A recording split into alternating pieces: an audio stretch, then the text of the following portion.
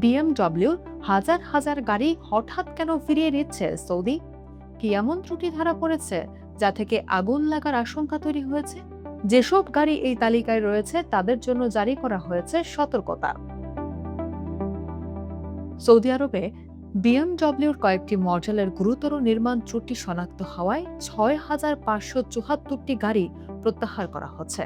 দেশটির বাণিজ্য মন্ত্রণালয় জানিয়েছে, চালকের আসনের ওয়ারিং হার্নেসে ত্রুটির কারণে বৈদ্যুতিক শর্ট সার্কিট হতে পারে, যা ধোঁয়া সৃষ্টি বা গাড়িতে আগুন লাগার ঝুঁকি বাড়িয়ে দেয়। সম্প্রতি গালফ নিউজের এক প্রতিবেদনে এ তথ্য জানানো হয়েছে। প্রতিবেদনে বলা হয়েছে, এই রিকল কর্মসূচির আওতায় 2023 থেকে 2025 মডেলের বিএমডব্লিউ 5 সিরিজ ও 7 সিরিজের গাড়িগুলো রয়েছে। সম্ভাব্য দুর্ঘটনা এড়াতে ইতিমধ্যে গাড়িগুলো প্রত্যাহারের কার্যক্রম শুরু করেছে সৌদি কর্তৃপক্ষ।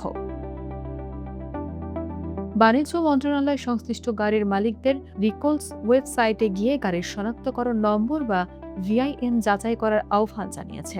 এর মাধ্যমে সহজেই জানা যাবে কোনো গাড়ি এই রিকল কর্মসূচির আওতায় রয়েছে কিনা। যেসব গাড়ি প্রত্যাহারের তালিকায় রয়েছে সেগুলোর প্রয়োজনীয় মেরামত সম্পূর্ণ বিনামূল্যে করা হবে। এজন্য গ্রাহকদের সৌদিতে বিএমডব্লিউর অনুমোদিত পরিবেশক মোহাম্মদ ইউসুফ নাগি কোম্পানির সঙ্গে যোগাযোগ করতে বলা হয়েছে।